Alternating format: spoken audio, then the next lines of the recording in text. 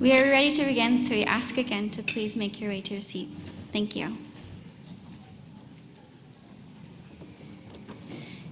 Ladies and gentlemen, we would now like to begin the second portion of our symposium, the panel discussion. It will begin with short presentations from each of our panelists so that the audience can get a better understanding of their backgrounds and company initiatives of today's topic.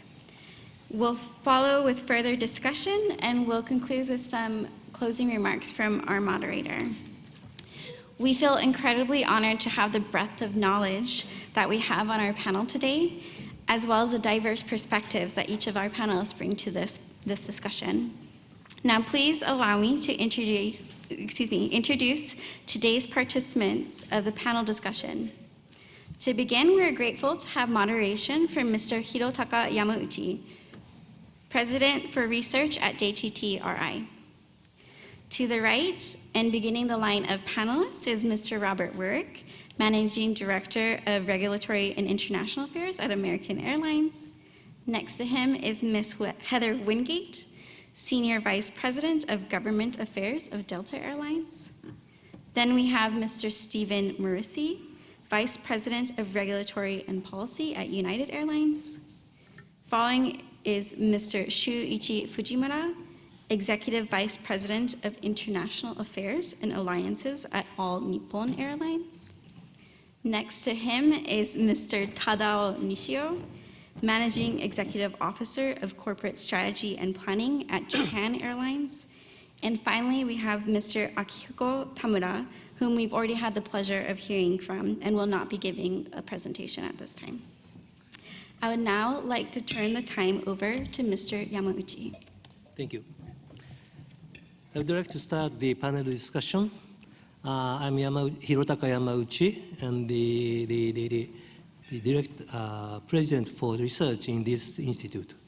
And also, I have been teaching the transportation economics in the university, Hitotsubashi University. So I'm just an economist, right?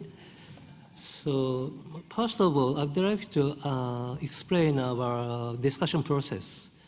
As she mentioned that the first of all, the 5 airline people make a 5 minutes presentation on these issues. And second session, I pose some question for these panelists, and these panelists will answer these questions, right? So the 3 keynote speakers stressed that the importance and growth of the Japan, US, and the Asian Pacific aviation market. I understand that the purpose of this panel discussion is that to deepen or to discuss or much more deeper factor of these growth of our markets. Okay, start with our presentation. The order is first the American Airlines alphabetically. So the first one, the American Airlines, please.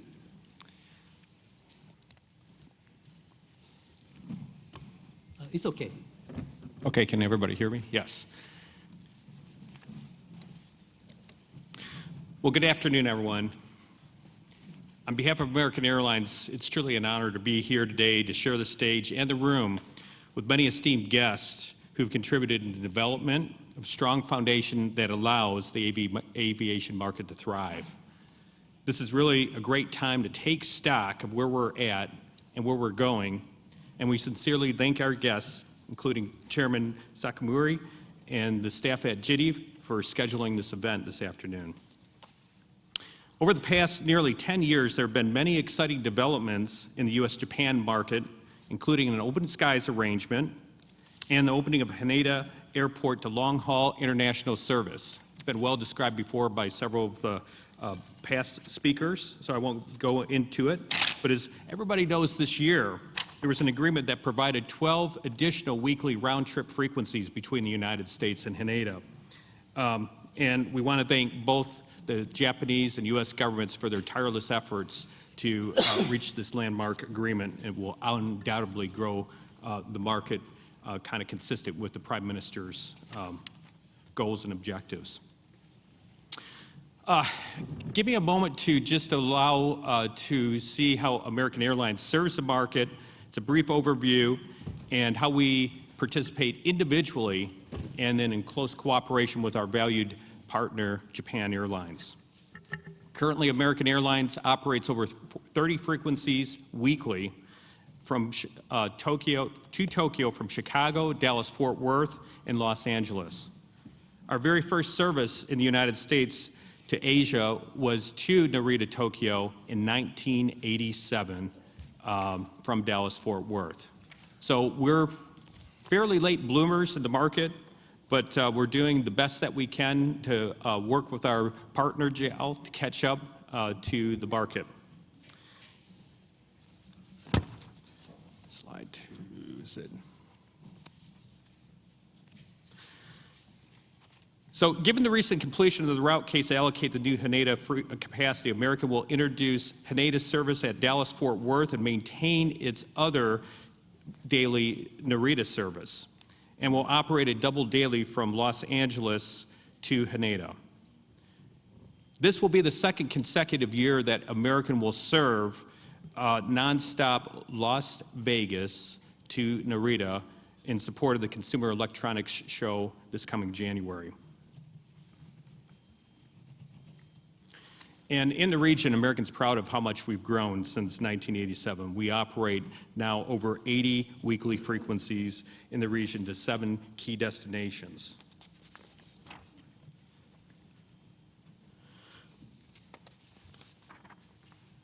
And if you look at the spider map, the network in cooperation with JAL, our trunk routes get us to over 60 destinations in Asia and nearly 300 cities in the United States. As pointed out by previous speakers, this is an exciting time, and it will, with the new capacity, it will allow us to grow the pie even bigger than it is today. And when you add in an expanded market view to include all of the services from the United States to Asia, there's even more destinations that we serve jointly. So this type of immunized cooperation, which is very important, allows us to jointly plan our network offerings, cooperate on fair products, including joint sales agreements to our corporate customers. And it gives incentives for us to push out consumer benefits, including culturally inclusive dining options. All told, this improves the quality of service, making it affordable traffic, and it grows trade, tourism, and the overall market. And finally, to underscore this point, American and Japan Airlines have received immunity. There's been a combined 12 new nonstop U.S. services to Japan and other destinations in the region. And then since immunity has been granted, the overall partnership has grown by 86% in an ASM basis and increased frequencies by nearly 100%. In 2018, the two carriers recorded more than 3.4 million employments, which is our highest number combined ever. And furthermore, this number represents more than a 6% year-over-year growth of employments. And about 20% of that number is attributable to tourism alone. In closing, this is precisely the vision that the creators and implementers of the Open Skies policy, coupled with the immunized relationship, sought to achieve. And happily, I believe that there's more to come. So American looks forward to growing our partnership in cooperation with JAL to compete in this very important market. We are also committed to supporting the upcoming 2020 Summer Olympic Games in Tokyo and to help grow the market as per Prime Minister Abe's strategy to increase tourism to 60 million by the year 2040. Thank you. 2030. Thank you so much, Andy. Okay, the second one is Ms. Wingate from Delta Airlines. Please go ahead.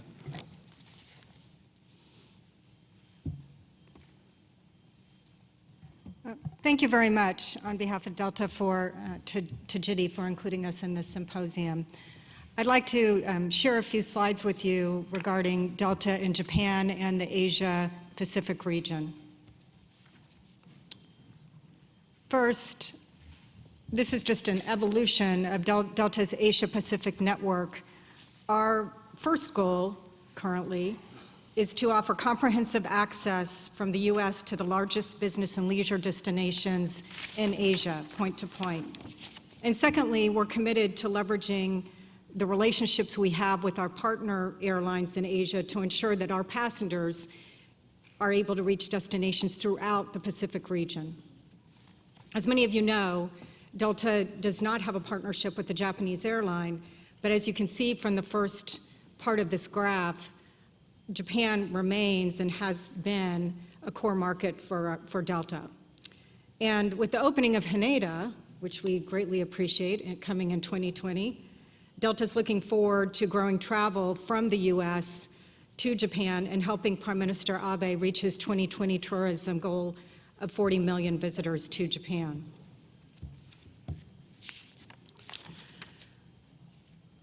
Speaking of this goal, we do appreciate and understand the importance of the tourism goals to Japan. In 2018, travel and tourism contributed over $365 billion to Japan's GDP and supported 4.6 million jobs. That's nearly 7% of all jobs in Japan. And in 2018 as well, 1.5 million tourists from the U.S. visited Japan. We'd like to be instrumental in increasing this number. Japan continues to be the largest portion of flying to Asia from Delta, representing 40% of Delta's available seat miles. We've also grown our capacity to Japan year over year by 3%.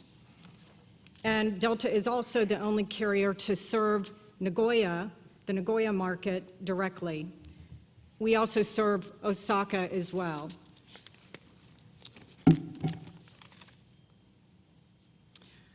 This map, it really represents the future. As you'll see with the yellow lines, these are the Haneda 2020 routes that we will look forward to launching. The red represents our current routes. And I want to first say here how much we greatly appreciate the hard work of the negotiators both in the US and Japan to get this done. It is no small measure, and they deserve high praise. With Haneda opening, the number of U.S. passengers staying in Japan, we expect to increase. We actually have some experience specifically on this point. In 2016, Delta shifted our Minneapolis service from Tokyo Narita to Tokyo Haneda. We saw a marked increase in local passengers, those that disembarked there in Tokyo, from 33% to 80%. Similarly, when we shifted our Los Angeles route from Tokyo Narita to Tokyo Haneda, we saw an increase of 20% from 70% to 90% of local passengers. We do expect similar results as we launch our new routes, particularly with regard to Atlanta, Detroit, Seattle, and Portland. This is all obviously excellent news, not only for the U.S., but also for Japan, because U.S. tourists have a habit of spending more and staying longer.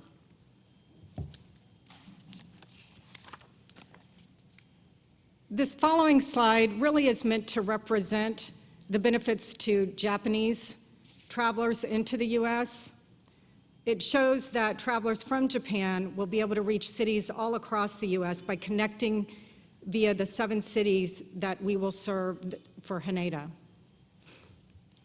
We do hope to attract the Japanese traveler through our industry-leading products in Japan. We have a history of launching new products and services on the Japanese route. Specifically, a good example here was our flagship Airbus 350-900 product, which first was introduced into the Japanese market in October of 2017. And also we launched our first refurbished 777, which I actually flew on last week, on our Minneapolis-Haneda route. Similarly, we have upgraded our main cabin services, and we think this will hopefully be appealing to the Japanese market. So thank you for this opportunity to provide a review. Okay, thank you so much. The next one is Mr. Morrissey from United Airlines. Please. Oh. Slide.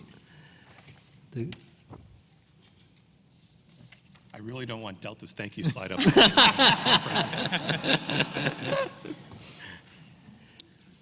Is there any trouble? Yeah.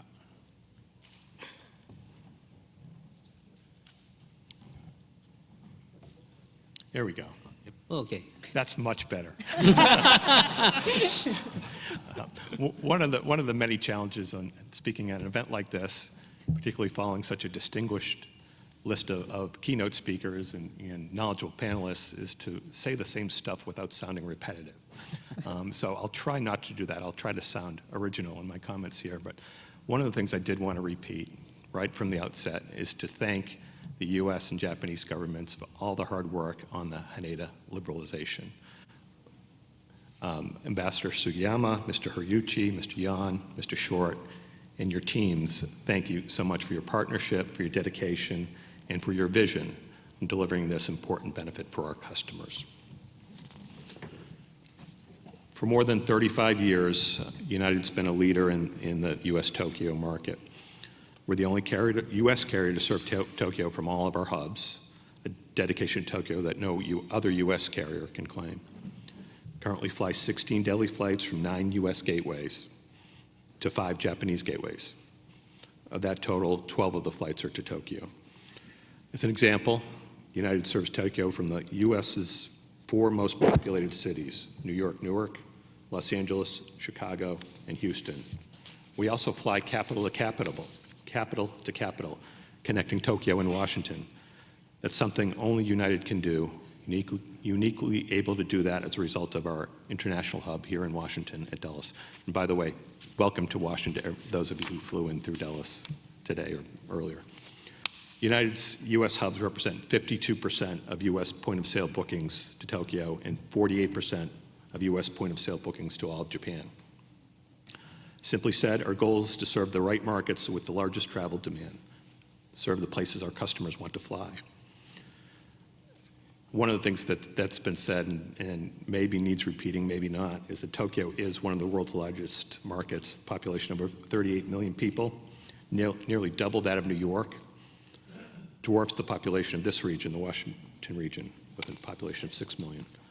And as we've all said, statistics show the demand for travel to Japan is only going to grow, the goal of 40 million visitors in 2020, and we're very excited, given our long history in association with the U.S. Olympic Committee for the Tokyo Olympics in 2020. As such, the significance and impact of consumer preference for each of Tokyo's airports is an important part of serving the right markets, the markets where our customers want to fly.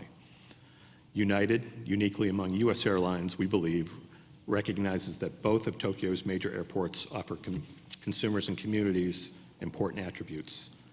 There's no doubting the convenience of downtown Tokyo that Haneda offers, and importantly, the time-sensitive business traveler, nor is there any doubt about the domestic scope and scale of Haneda, with hundreds of flights each day to more than 30 points across Japan. Similarly, though, we also recognize the importance of Narita to support a global network. Narita is a key gateway for connections to points north and west of Tokyo and beyond Japan throughout the Asia-Pacific region. Narita will continue to play an important role for United ANA as a connecting point for U.S. Asia-Pacific travel, just as it will for the American JAL joint venture and similar to the role Seoul plays for Delta Korean joint venture. Today, Narita has connectivity to 82 points in the Asia-Pacific, and 48 of these destinations, more than half, are not served via Tokyo Haneda. In further recognition of each Tokyo airport, by next summer, United will operate 5 daily flights between Haneda and 2 gateways on the U.S. West Coast, a central gateway, that's Los Angeles and San Francisco, a central gateway, Chicago, and 2 East Coast gateways, Newark Liberty and Washington, D.C. We'll also, in addition to Haneda, operate flights from Narita to Los Angeles and San Francisco, to Denver and Houston in the central U.S., and to the Newark metropolitan region on the East Coast. United is very proud with this long record of service in the region, but our success is shared. Just as Mr. Yuan mentioned the importance of the U.S.-Japan relationship. United's relationship with our partner ANA, I believe, is one of the most essential in international aviation.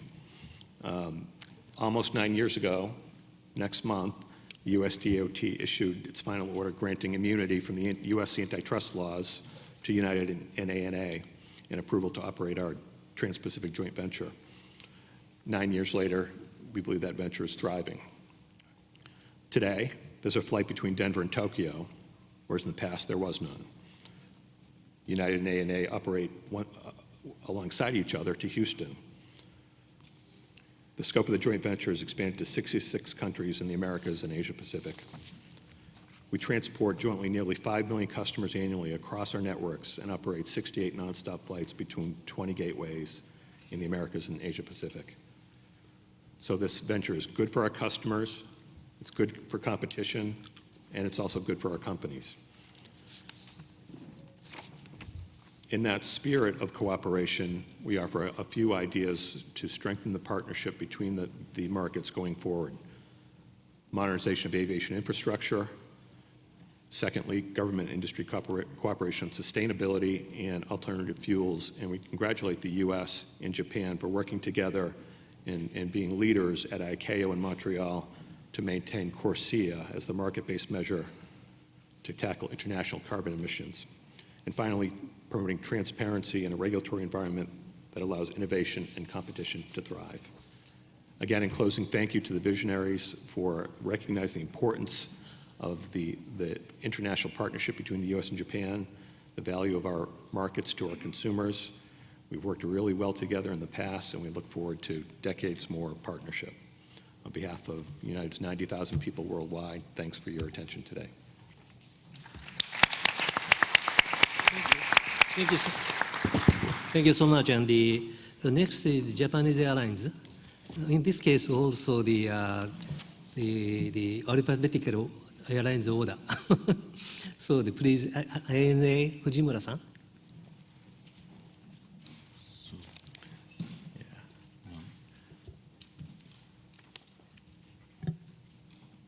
Okay, it's coming. Thank you very much for inviting me to this wonderful symposium opportunity. Today, I have very limited time, and I just focus on very specific topic that's about aircraft, new aircraft, mid-size, long range, and that is changing the world industry, and that's why it is called a game changer. This aircraft type includes Boeing 787 as well as Airbus 350s. And ANA is the launch customer of 787. And currently we have 71 787. Largest 787 operator in the world. And I think United, our joint venture partner, is the second largest in terms of the number of 787. So we have a very good, combination, right? So in October 2011, we first flew 787 between Narita and Hong Kong. That was the very, very first commercial international flight of 787. And we added more 787 after that, and also we added a lot of destinations. But among many destinations covered 787, probably San Jose and Mexico City, those are very mature, typical destinations covered by 787, because they are not United hubs. They are all United spokes. So let me move on to the next slide. It's very theoretical, but if you look at the left-hand side, that's a typical two network carriers joint venture structure. Two hubs are connected, and we are covering a lot of spokes, both sides. And by linking two hubs, we can create all connections from left-hand side spoke cities to right-hand side spoke cities. But the problem is that we have some, transit connections when you travel from one spoke to the other spoke. So now we have introduced 787 to recover such kind of inconvenience. Please look at right-hand side. That is a new structure of our network. You see some red dotted lines. They are non-stop flights from own hub to partners spoke city. And not only ANA and United, but also many Asian carriers have introduced such aircraft like 787 and the 350s. So we have some examples here. ANA, I have already talked about Mexico City and San Jose.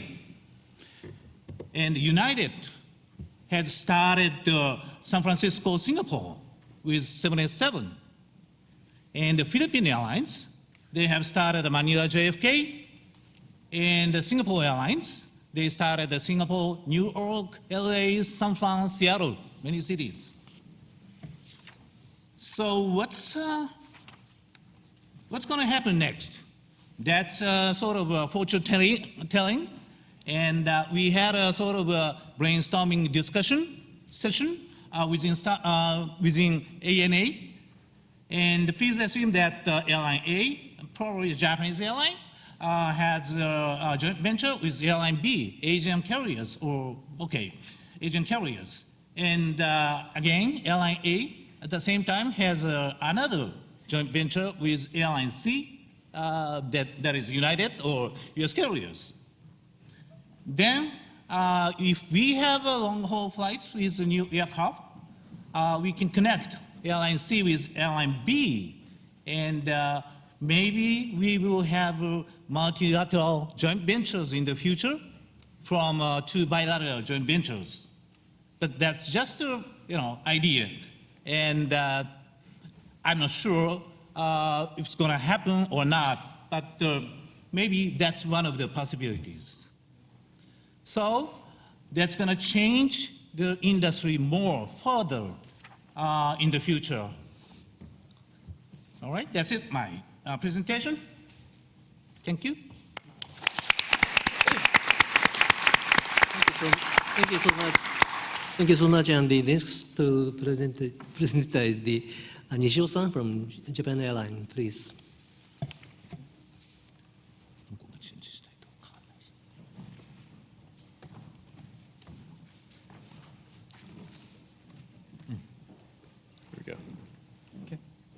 Okay, so thank you very much for joining today. My name is Tadao Nishio, the Executive Director of Japan Airlines Strategy. And today I'd like to talk about Japan Airlines Strategy on 2020. So first look at the passenger demand on Japan. So number one is the outbound demand of Japan. From Japan, it will have a stable growth and minimal growth for 0.4%. It's not growing well.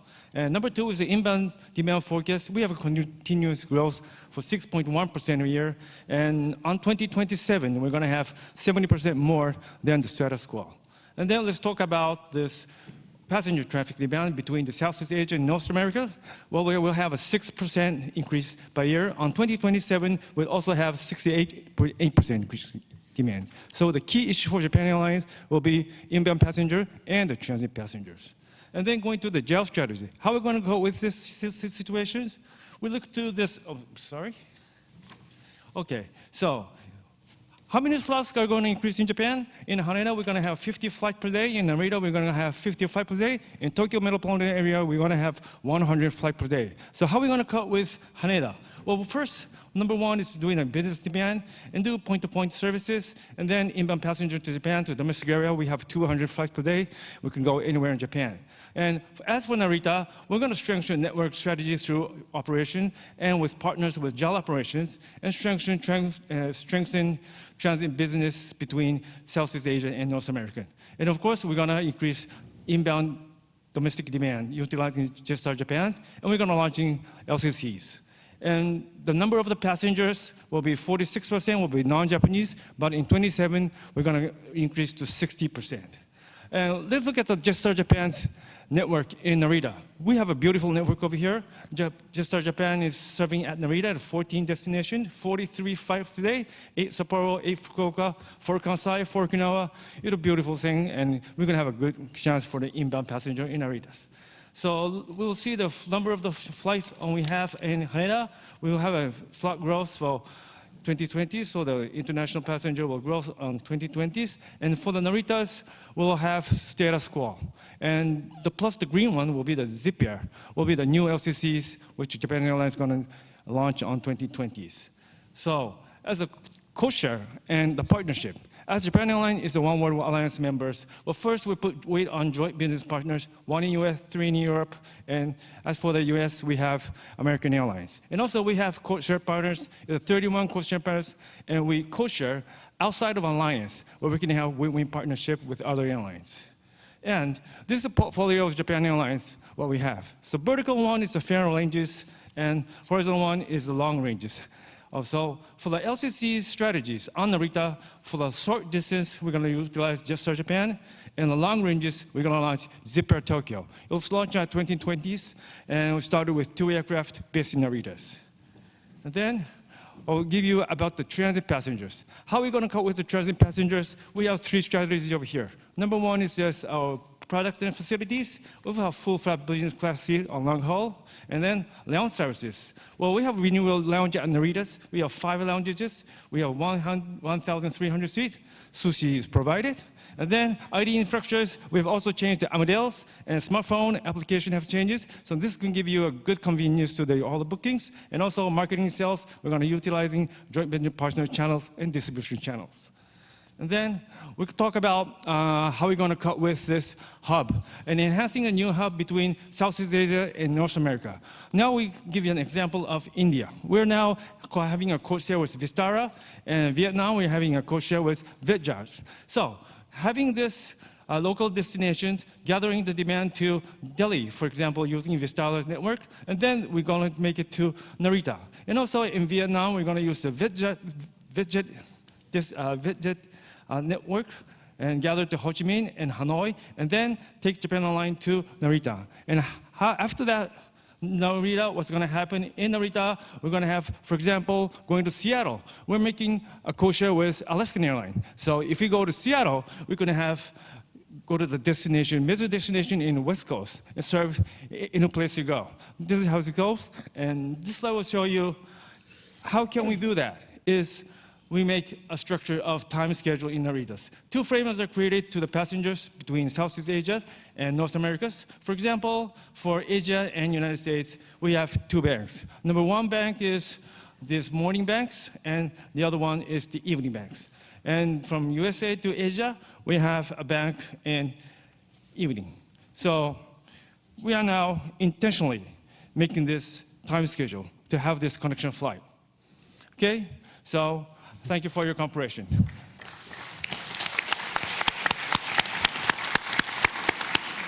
Thank you so much, all 5 of the panelists. Mr. Tamura has already given us a presentation. So I'd like to go to the next step. Well, I understand that these panelists insist that the demand in the Asian Pacific region is expected to grow in the future. But I understand that also there is a change in the circumstances. For example, increase of the service of ultra long haul flights using new aircraft. They destroy the existing hub and spoke system. The second one is the intensifying the cooperation, such as the development of new airports in the Asian region. There will be much more rigor competition between the hub airports.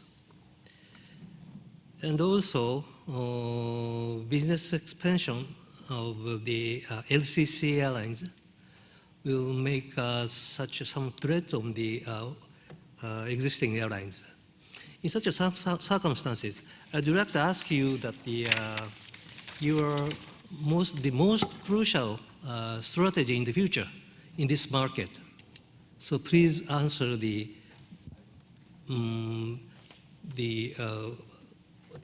alphabetical order, right? Question? Yes. I'll go first. Thank you very much for setting that up. Yeah, you know, the market is growing, and the fact of the matter is, and it's been talked about so much already, between Boeing and Airbus, there are all kinds of different aircrafts that can complete missions, so we're really thankful for having that technology, and it was not long ago to where you'd have to be making tech stops in different places and everything. So, you know, it's important to have the regulatory structure in place as well as the technology in terms of aircraft and everything. And certainly the support of all the governments, because it takes many building blocks along the way when you look at Russian overflights and other things that it takes to accomplish this mission. But the most important thing that we at American focus on, and working really closely with Japan Airlines and all of our alliance partners, is those products and just across the board, whether it be food, lounges, and everything that's important to them, that they demand for the price that they pay on these tickets. And so we're always looking at trying to find the right balance to attract an additional customers and being kind of sensitive to what all of those needs are for dining, for having, you know, just world-class delivery of the service on the part of our employees. And so that's another thing too that American has really focused a lot on in the last couple of years, is recruiting employees that are really excited about the industry, getting them the kind of training that they need to deliver exceptional customer service. And you know, it's a process because I think there is a time where people take things for granted, and you know, we need to get back to, you know, looking at having customer service. In terms of partnering with the airports, I think that's one of the most important things as well. We're always looking for a cost-efficient kind of delivery of that very important infrastructure. And, you know, before any projects are taken, and we've got some really good examples of this at London Heathrow, and certainly with Narita Airport Authority on the one-stop security thing, is coming up with you know, how the airports can work with us and get the throughput that the passengers demand so they're not waiting in line. So I think that we've seen a lot of success, and we're looking forward to working with the Narita Airport Authority to continue that one-stop security. And that's just one of the many things and projects that we need to work on with different airports and stakeholders. And then finally, you know, there's some exciting new technologies that are coming through that will increase the throughput, like the biometrics and things. I think passengers just, you know, love that, because there was a time where, you know, we were waiting in line and not having the technology available. And if you've ever had, you know, the experience of going through with the biometrics, and even with the advances in the global entry right now, it's just really an exciting time. But all of these are critical building elements in putting together our services. Thank you. Ms. Wingate, please. Thank you. Our strategy in the region has been underway now for several years, and as I mentioned in my presentation, that really is about providing U.S. direct service to the major markets in Asia, and then leveraging our partners to allow our customers to reach secondary markets. To this point, and to these points in particular, over the past 10 years, we have more than doubled the number of Asian direct market flights that we serve. And similarly, we now have an opportunity to provide 95% of our customers access to our Asian markets through our partners. With regard to Japan specifically, we have a proud and rich history in the country that goes back 70 years, as I know many of you are aware, and our commitment to Tokyo in particular remains strong.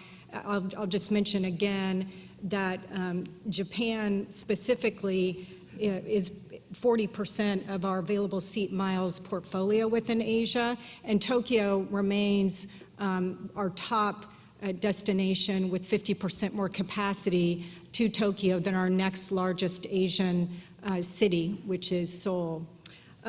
We also have, part of our strategy really does involve providing an excellent product, and that involves not just the fleet upgrades, but also we'll have a Sky Club in Haneda that we're looking forward to opening in short order. And we also are expanding different types of products like flatbeds and business class, as well as an upgraded economy experience. And just one more bucket that I'll mention is investment in people. We do have the 70-year history, but we're committed to having a more recognizable brand in Japan. And so we've hired and continue to hire both commercial and sales team professionals in Japan to help us reach deeper into the market. Thank you. So next is Mr. Morrissey. What they said.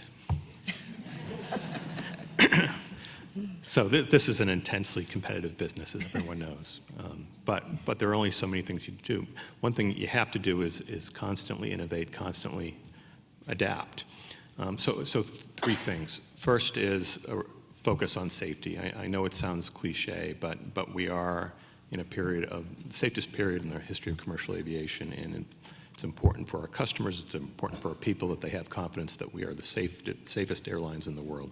That goes for all of us. That's not a competitive issue. On the competitive side, though, I think number two is relentless focus on customer service.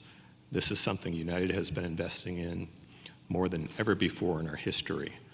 I think it's something that over the course of our recent history, we had lost focus on the customer, and our current leadership team is laser focused on making the investments, the tools, the innovation, the training to be the world leader in customer service. We're making strides. We're training all of our frontline employees on caring. It sounds sort of weird that a business would talk about having to train their people to care, but we found that it doesn't just happen.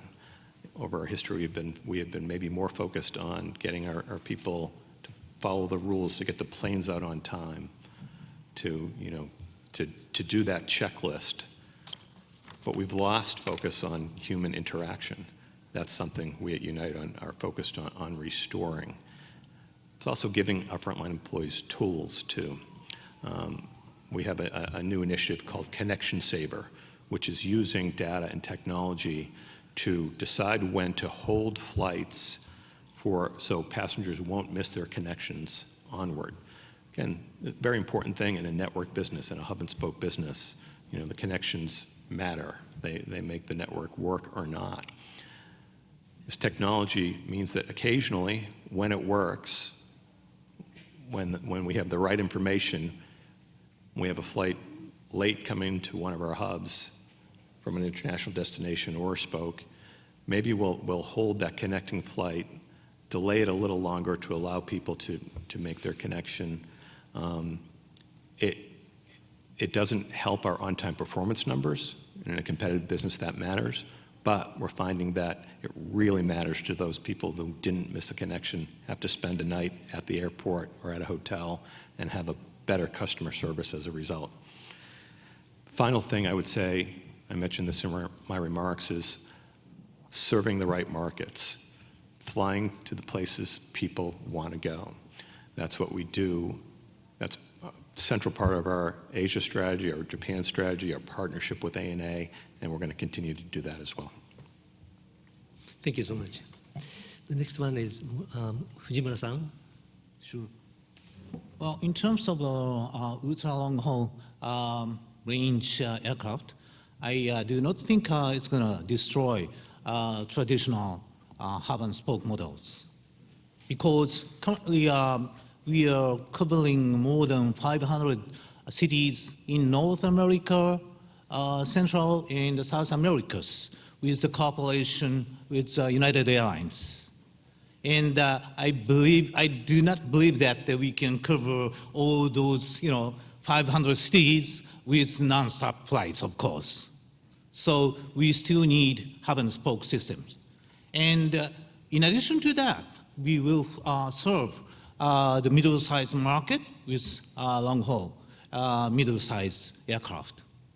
That's my focus in the future. And also, in terms of single-aisle aircraft, Airbus is planning to have long-range or ultra-long-range small aircraft. That's Airbus 320neo family. I think that's again going to change the middle haul market, probably from Tokyo to Bangkok, Singapore, and other smaller Asian cities. Those cities will be smaller cities will be covered by nonstop from Tokyo if we have single aisle long haul aircraft. Thank you. The next one is Nishio-san. Yes, for Japan Airlines, the most crucial strategy, we have two. The one is using Haneda and Narita airports significantly. For Haneda, with the point-to-point services, so we're going to strengthen our revenue management, especially on high-yield markets. This is very important. And for Narita, we're going to create new demand between Southeast Asia and North America, enhancing Narita as a new hub. In order to achieve this, we will fully use joint business scheme and also co-share partners. We're going to intentionally create new transit network via Narita. So we're going to make Narita as a new hub and make Asia as a hub for Japan Airlines. So we are the airline in the Far East, so we can do that. Okay, and number two is that we're going to establish a long-haul, a mid-long-haul LCC. Well, I have cited in our presentations, the name is Zip Air Tokyo, as a part of our international business strategies. Well, Japan can create new demand in Asia-Pacific marketing and will launch at 2020's summer schedule from 2 aircraft. We're using 787 and starting over there with, and we are utilizing the capacity expansion in Narita and provide customer a new value in unexplored marketing. In particular, low cost and highly new travel style on mid and long haul demand will create a new business in Japan and also Asia Pacific routes. Thank you. Thank you so much, Andy. Thank you, 5 panelists. And I understand that they insist that there is two aspects of the airline strategy. One is the cooperation between among the airlines, and also the airline and the airports. And the competition will be changed and because of these cooperation. So the last panelist is Tamura-san. Tamura-san is the NAA's president. So I would like to ask you the answer of these strategies for your position. Well, the top priority of our strategy is first to strengthen our infrastructure, our capacity-wise, operation-wise, and safety and security-wise. That way, we could accommodate the growth of our Asian market. And then also, we'd like to improve the satisfaction for the passengers and carriers. So based on our detailed market analysis, we'd like to take measures to quickly and appropriately respond to the needs of the carriers. That's the top priority of ours. Thank you so much. So the 6 panelists presenters each opinions. So is there any additional opinion or comments or Objection? No. I'd like to ask you, Mr. Morrissey, you mentioned that the Narita hub. So you said that your airline remain the Narita hub in the future. Is that true? Sorry. You mentioned that your airline is the making a hub in Narita. That's already, right. Yeah. So I'd like to ask you, in the future, such a system will remain? Yeah. The answer is yes. We look forward to our expansion in Haneda, but Narita remains a very important connection point, gateway to Asia Pacific, critical for our partnership with ANA. So we're committed to serving both Narita and Haneda. And I have the same idea. Yes. Yeah. We keep Narita or enhance Narita more. Maybe this is a bit good news for Tamura-san. Yeah, thank you very much for your comment. Well, as I mentioned in my presentation, well, next year the services to North America will be very much affected. But beyond the 2020, we're going to increase our capacity substantially. And we are the only airport to accommodate the growth over the Asia in the near to or far future. So I'm going to make our airport to remain as a hub for the Asia and the North America connection. Yep. Any comment?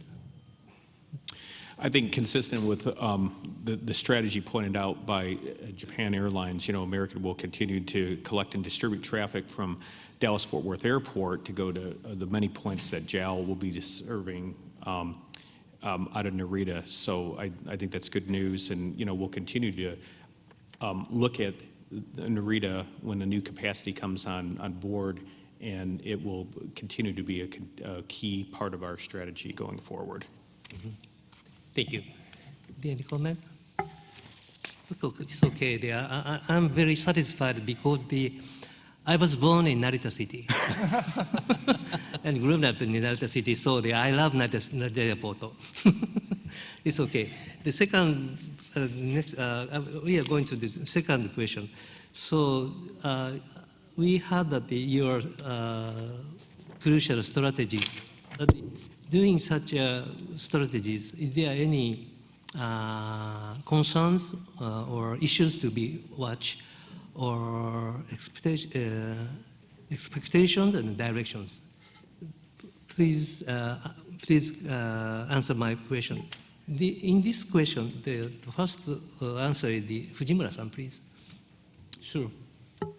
One of the biggest concern for me is, third country airlines, fifth freedom operations from Narita. I talked about ultra long range aircraft, and basically Asian carriers, any Asian carriers can fly to US nonstop with such aircraft. So I think they do not have to stop at Narita and carry Japanese passengers to US, but instead they can fly nonstop. So I do not want to have more Fifth Freedom operations beyond Narita. Sorry about that. Okay, next, Nishio-san. Yes, for me, we were looking very carefully on unit revenue and unit cost. Well, talking about unit revenue, so Asian FCC is facing very high competitive marketing. And we think that this expansion in Narita will also affect in this matter.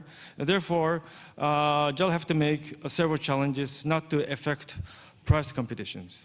Like, for example, we have to innovate better products and better services, significantly provide stress-free travel, provide personal experience for the customers, and adopt new technology and capability to improve quality and improve customer loyalty programs.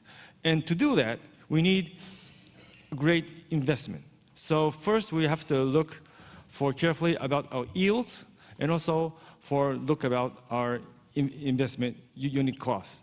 For especially the improvement of the aircraft allows LCCs to enter to Japan in a long haul in a very low fuel efficiency and have good ranges. And it will impact our economy class fares. And of course, for the business fares, the technologies of all these demands is growing higher and higher. So if you look at the business class, full flat, and it looks like a hotel now. No, how are we going to invest?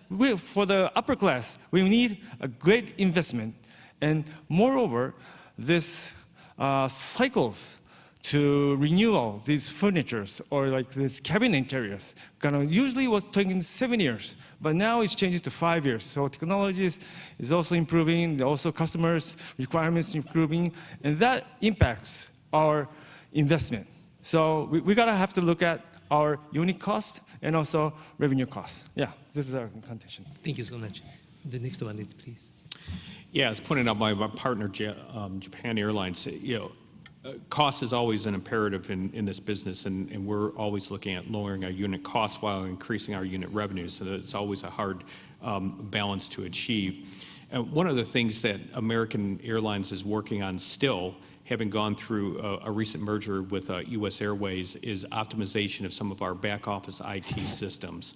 And I think some of the technology that will be rolled out behind the scenes that I think will increase the efficiency with which we're able to handle the customer, will equip our agents and all of our frontline people to better serve the customers, are going to really have a dramatic effect. Because at the end of the day, if your customers aren't happy, then they're going to go to one of our competitors. So we want to go and try to depress that activity as much as possible, and then really look at the delivery. And as I focused on before, it's attracting the right kind of people to the industry, training them, equipping them with the right tools, frontline and in the back office to achieve these objectives.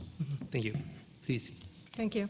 Yep. As we think about implementing our business strategy at the highest level, some of the issues we're paying attention to include regional politics as well as just the macroeconomic environment. Mm-hmm. Our goal ultimately is to ensure we have the right access, the right level of service to the key fastest growing markets, as well as to align our goals with our partners. In addition, we're very focused on onboard products, as I've mentioned, as well as facility changes and infrastructure generally, as the U.S. consumer really thinks beyond the major markets to where they want to travel. They're getting an expansive view of where they want to go in Asia, so infrastructure becomes quite important. Thank you. Please. I think one of the challenges to being successful in our business plan is complacency. United's an old company with an old brand, and we talk a lot about our 35-year history serving markets, and I think the challenge for us is to honor that past but not get stuck in it. This business is evolving on a daily basis, and we need to be constantly updating our strategies, our technology, our innovation to keep pace and to honor the past but not be wedded to it. Thank you so much. And so many points are pointed out. Mr. Tamura, any opinion on this? Well, we are also paying attention to the technological development in the field of the flying range of the aircraft, and it will affect the demand for transit at Narita on the way between Asia and North America. On the other hand, it may become possible to expand our network to regions that have until now been technologically impossible or economically difficult to reach from Narita, such as Central and South America, and Africa and South Asia, including India, are depending on the size of the aircraft. And so we are closely watching this technological development side. Mm-hmm. Thank you so much, Andy. All the panelists insist that technology change will be change the aviation market. So the existing airline have to prepare the next step of the new stage, right? Okay, thank you so much. And is there any comment or, okay, please. Well, another concern is recession. You know, in 2008 and 9, we had a great recession. And since then, after that, we had basically a healthy growth in our industry. But now I see a little bit, concern about the coming recession. If you look at the, freight volume, it's about 20% down from previous year. And the, freight volume is sort of, an advanced indicator of passenger number. So my big concern is, we might have a, recession and we have a passenger decrease in the near future. That could be possible. Thank you so much. Everybody knows that the international aviation is affected by the economic condition. So you're concerned about the recession of the international one. So is there any additional comment on this problem? I think Heather mentioned this too. It's part of the geopolitical risks we all face in a very volatile world. So whether it's recession, whether it's fuel prices, other costs, those are always external events that we need to be ready and nimble enough to adapt to whatever the economic conditions we find ourselves in. Mm-hmm. Thank you. Is there any?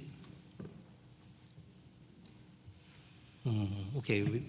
Thank you so much. And the another comment, there's no?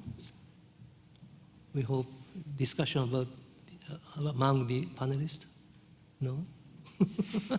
Panelists? Okay. These 6 panelists are so calm.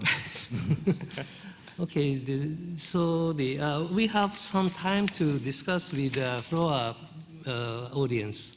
So is there any ready to microphone? Or?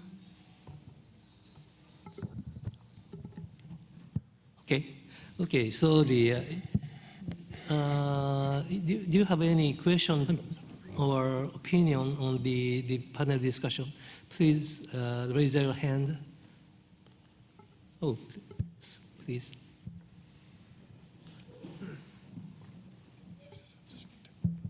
Thank you. Well, we all know that every flight either begins or ends at an airport.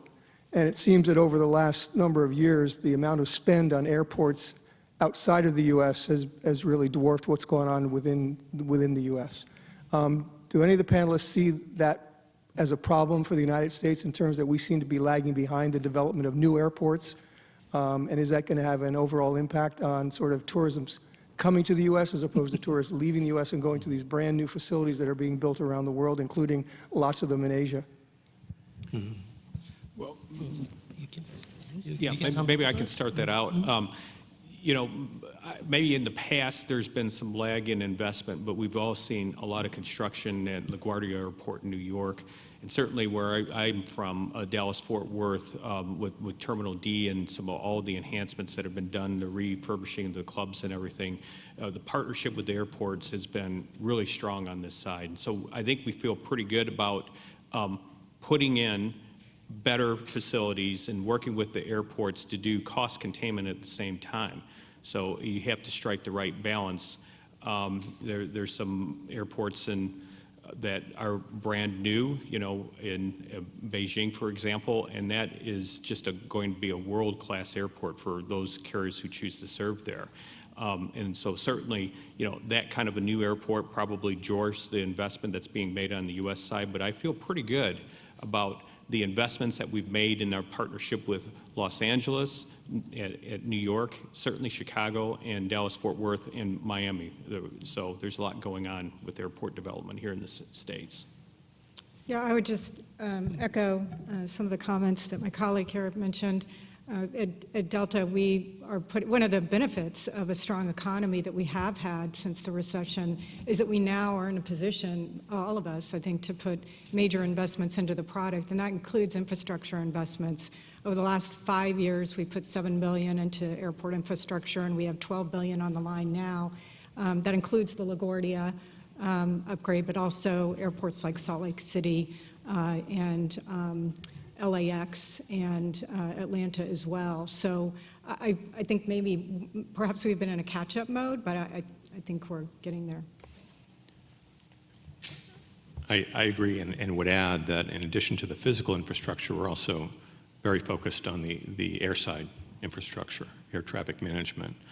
United operates in 3 of the most congested airspaces in the United States, in New York region, Chicago, and San Francisco.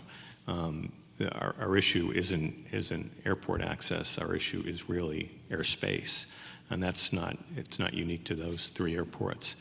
And a looming trend that hopefully not a long-term trend, but one that we have to grapple with is related to that is the impact of severe weather. I think we've all seen a period here that's unusual, that doesn't seem to be going away, and we need to plan for severe weather as we do any other impediment to serving our customers. And so I think our greater concern than physical infrastructure is air traffic infrastructure. That's all? It's okay? You were satisfied, right? Okay, thank you. The next one or another one?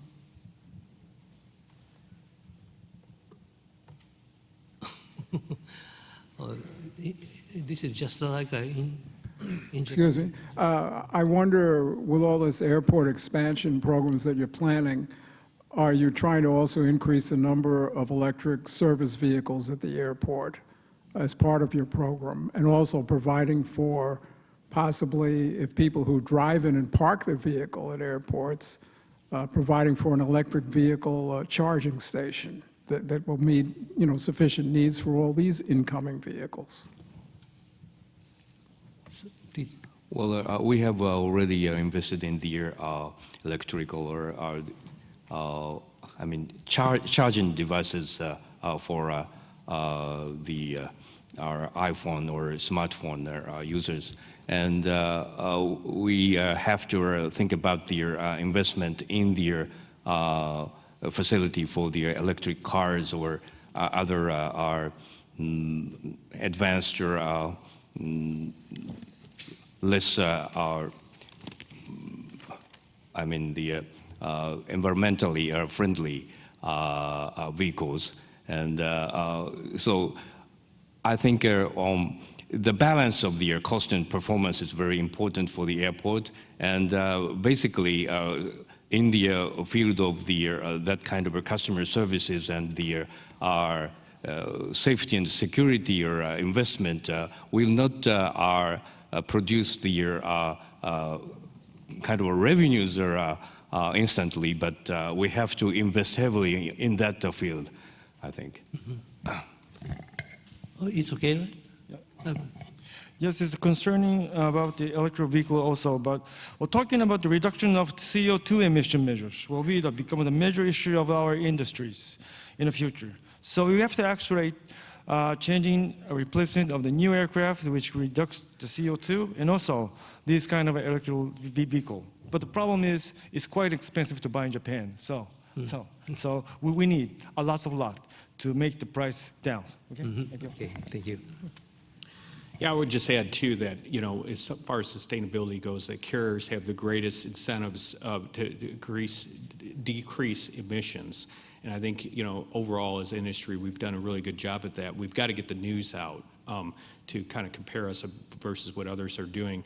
And I think insofar as investment in, tractors and baggage equipment and other equipment at the airports, that's just a matter of time, and that all airlines will look at this when they're making new investments and consider that technology, because it does help with the environment, and it's probably cheaper to operate in the long term once those investments are made. Please. And I think not only CO2 reduction, but also we need to decrease our plastic waste. So ANA is trying to reduce cabin plastics to improve the environment.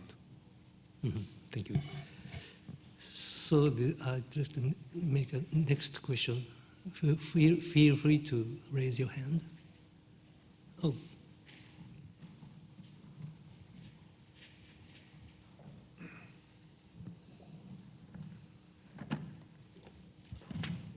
Thank you. My question is, all the great ideas that you mentioned and all the innovation that you have going on, would there be any type of partnership or collaboration with any West African or overall African countries where transport is very challenging? And the reason why I ask this question is because most of those countries, it's very hard to get to European or African or American countries because there's usually 1 or 2 flights leaving a day. And it's a challenge that I face as a student and some of the families that I know that are currently facing. Is there anything technology-wise that you all have in mind or currently working on that can be done to facilitate travel in those regions? Who is responsible for this? I'm not sure technology-wise. I mean, I think some of the best practices that we have here in the States and other parts of the world could be applicable in the African continent. And certainly it's something that we at One World have been looking at very closely. Just recently, we brought Royal Air Morocco. We've partnered with them. And so I think that's just really indicative of some of what we're seeing as opportunities on the continent. But certainly any of the technologies and best practices that we have here and in other places in the world, we would use in those markets as well. Mm-hmm. The only thing I would say is that we're always looking for new opportunities in new markets. Very pleased that United has announced service from Newark to Cape Town, South Africa. We're returning to the African continent. It's a very important market, and it's very important to show that we're focused on finding new markets wherever they are. I have a question for Zhao. In the past, the long haul, low cost has been, we've seen some successes and not successes. You look at Norwegian, they haven't been able to make it work. WOW disappeared. How will Zip Air be different? How will you make it work for long haul, low cost?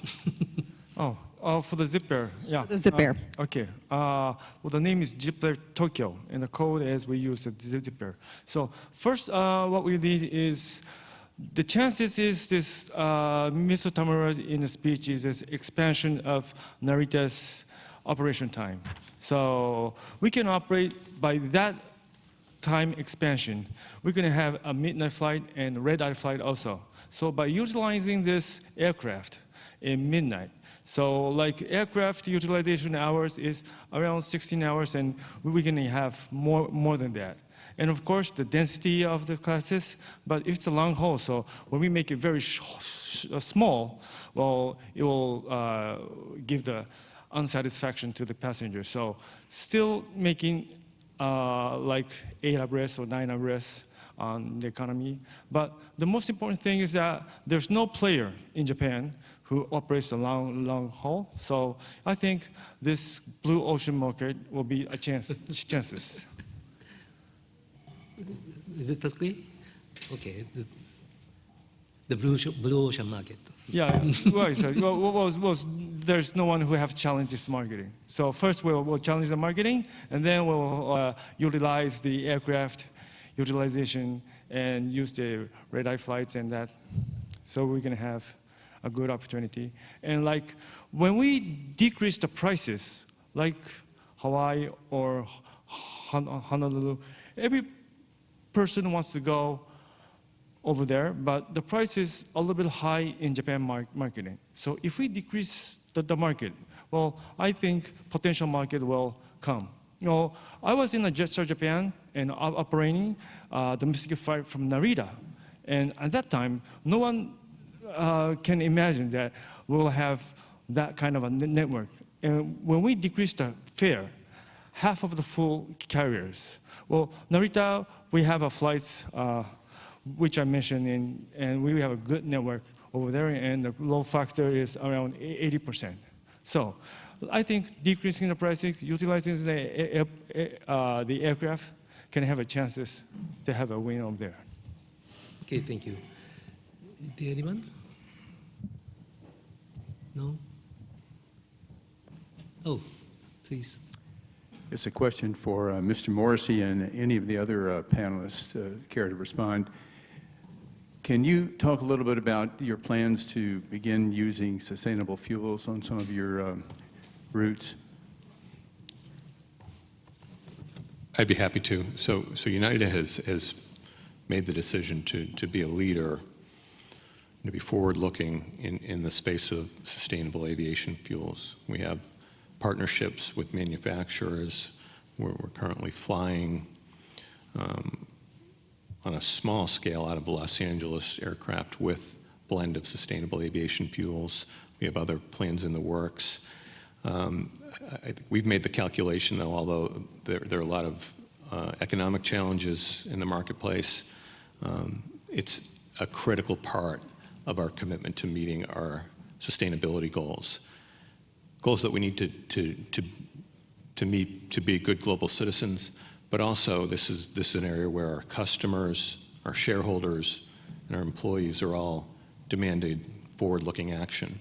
So we have an effort that we've branded Eco Skies. It's not just sustainable aviation fuels, but it's also new aircraft, it's carbon emission reduction, it's plastics, it's across-the-board strategy, and I think you're going to be seeing more of that from all airlines, because as Bob said, we do have a good story to tell. We need to tell it more, but we also have to take additional action. It's okay? Yeah, I would just add from Delta, we're trying to do I would second everything that Steve just said, but we're also trying to do some innovative things that look into the future. We recently made an investment, a direct investment, in a plant in Washington to create a biofuel out of essentially wood pulp. So we're really trying to look ahead and make some investments, sort of seed different ideas in order to get to where we ultimately all will need to get. We also have a very broad initiative to eliminate single-use plastics generally. We're starting with some of our vanity kits. We package them quite differently. Next time you fly Delta overseas, you might notice that. So we're taking both big and small steps to make incremental progress. Yeah, I would just echo what both United and Delta said. We're investing a heck of a lot as an industry, as a company, to make sure that we're being not only good corporate citizens, but we're contributing to the overall health of the planet. So there'll be a lot more that's rolled out, I think, that you'll see probably collectively and individually, some really good ideas that are in the forefront, and a lot of time and money's being invested in doing this. And I would just say our investors are requiring it of us. I mean, it's our customers as well as investors. Mm-hmm. It's okay? Thank you so much. Anyone? Oh. Thank you very much. Today's conversation is wonderful. And I'd like to ask Delta about the promotion, because the expansion of the increasing of the airline volume of airline is wonderful, but I think the what is most important thing for American to choose Japan as a tourism sport? Because 2020 is all over the world, the people focus in Tokyo and Japan, but after that, that is very important. So could you tell me about the strategy of promotion about Japan after 2020 or something? Yeah, after 2020, Yep. it's very important. So the question is to the Delta Airlines? Yes. I'm sorry, I apologize, I didn't realize you were asking the question. What is our plan? Yeah, beyond promotion. 2020? Oh, promotion. Promotion, sorry. Of the, of the destination of Japan. absolutely. We're doing it in both markets in a very real way. We want to promote the Japan traveler to utilize our U.S. network, and I mentioned our investment in people to frankly elevate our brand and our history. But then similarly, with the new routes that we will be, in addition to our current ones, we will be promoting those. We want to fill those planes. So we will actively be marketing, not just really around the Olympics, because our sales team really sees the Olympics as certainly an opportunity, but what you see in events like that, as I understand, is that business travel can lag during those periods while tourism increases. So for us, it's a commitment for the long haul. And we will want to attract both the tourist, the U.S. tourists to those new flights, as well as business travel. It just may have a different makeup during the time of the Olympics. Okay, thank you very much. Yes, of course. No, another question. Yes, so my answer is that, well, in Japan in 2020s, we are targeting 40 million, and in 2030s, we're going to targeting 60 million. So what's the difference of 20 million is that now the inbound passengers, around 70% are coming, going to Osaka, Tokyo, and Hokkaido. So only 30% is going other places in Japan. So I think the key issue to increase that 20 million will be using Japan domestic network. Oh, there's many places to see in Japan. So we are now having domestic fares, special domestic fare for airline coming to Japan, and all the passengers can use. Other airline can use. We don't do JAL connection only or American JAL connection only. We promote for everybody. So the fare is about 1,000 fare or about 5,000 yen fare. So we are using that kind of fare to explore Japan. So I think to go all around Japan, this destination can increase our promotion after 2020s. And I would just add to that too, and working with JAL, this is an opportunity for all of us to attract new customers and sign them up to different frequent flyer programs and everything, and introduce them to some of the connection opportunities that we have within Japan and certainly beyond Japan. And we'll be really utilizing those new trunk routes and the existing ones that we have to fully kind of optimize and grow the pie. That was the objective of the Open Skies policy. It was the objective of getting these last 12 frequencies. Ooh, that's a cane pulling us off the stage here. Nationals must be playing tonight. I don't know, but. Huh?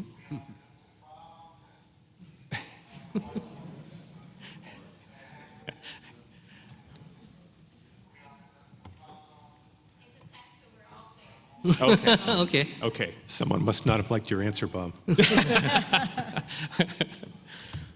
But anyway, I think beyond the Olympics, this is a chance for us to win customers. In this business, at the end of the day, we have to get the repeat customers, and that's why we have to fight so hard for them to deliver excellent customer service. And once we win those customers, keep them in the fold. So it's going to be working with all of our different marketing teams, and it's not just advertisements. It's newspapers and on TV and everything. It's getting our salespeople to go out there and land the corporate contracts and do all the other footwork that they need to do to win those customers every day. India? No? It's okay. Is that okay? Thank you so much. In any way, so it's time to finish our symposium. So it's 6 o'clock. So I hope that our discussion will very fruitful and helpful for you. And the end of the discussion, I'd like to say that on behalf of our institute, I'd like to say thank you for coming and the cooperation. Thank you so much.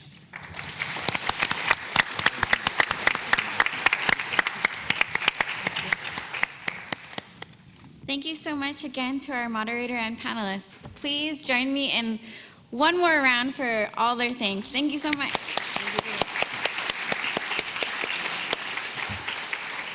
So this is the end of our program. We would appreciate your feedback with the surveys that we have at your desk or at your chairs.